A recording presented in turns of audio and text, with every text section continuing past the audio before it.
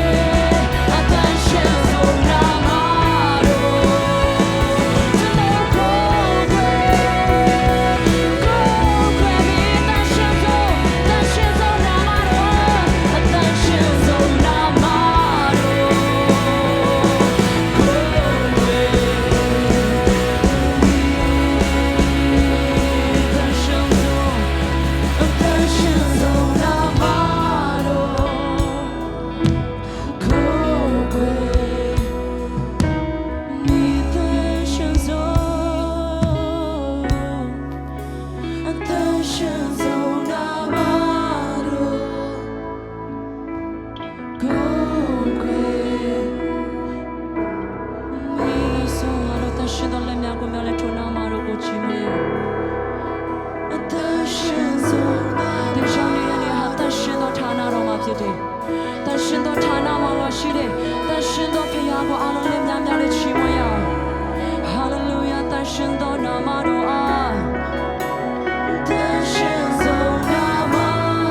Oh သက်ရှင်သောနာမတော်